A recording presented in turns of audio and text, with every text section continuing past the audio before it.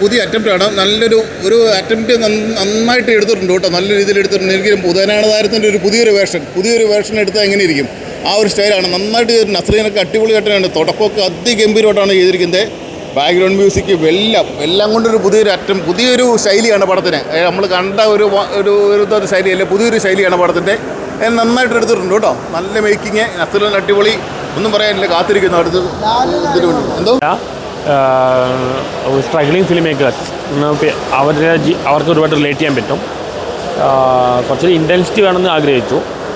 ഇയാളുടെ പഴയ ഫിലിം ഉണ്ടല്ലോ, മറ്റേ മൂന്നുണ്ടി പോലെ റിസൾട്ടിന് മാത്രം ഇമ്പോർട്ടൻസ് കൊടുക്കുക, ഡെസ്റ്റിനിക്ക് മാത്രം ഇമ്പോർട്ടൻസ് കൊടുക്കുക, അതുകൊണ്ട് വലിയ യോജിപ്പൊന്നുമില്ല. എന്നാലും ഒരുപാട് ഫിലിം മേക്കേഴ്സ് റിലേറ്റ് ചെയ്യാൻ പറ്റാവുന്ന പടമാണ്. കുഴപ്പമില്ല, ഒരു എൻ്റർടൈനറാണ്. ഫസ്റ്റ് ഹാഫ് ഒരു കുഴപ്പമില്ല. നസ്രീൻ നല്ല ചെയ്തിട്ടുണ്ട്.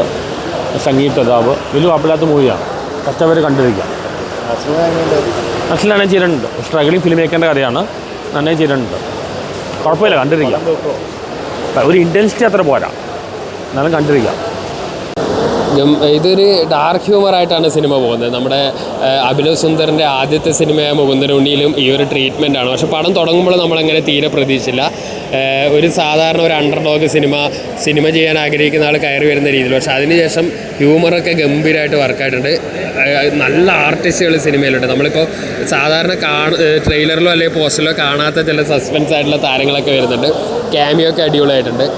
മൊത്തത്തിൽ നോക്കി കഴിഞ്ഞാൽ ഒരു ഡാർക്ക് ഹ്യൂമർ രീതിയിലാണ് സിനിമ പോകുന്നത്. നമുക്ക് ഈ ഒരു കഥാപാത്രത്തിന് അപ്രതീക്ഷിതമായി ഉണ്ടാകുന്ന തിരിച്ചടികളൊക്കെ ആയിരിക്കും സിനിമയ്ക്കുള്ളിലെ സിനിമ എന്ന് തോന്നുമെങ്കിൽ അതിനെടുത്ത ട്രീറ്റ്മെൻറ്റ്, ടെക്നിക്കൽ സൈഡൊക്കെ ഗംഭീരമാണ്.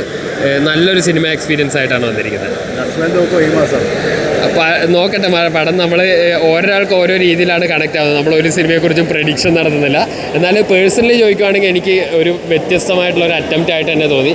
സിനിമയ്ക്കുള്ളിലെ സിനിമയെ വേറൊരു രീതിയിലാണ് കാണിച്ചിരിക്കുന്നത്.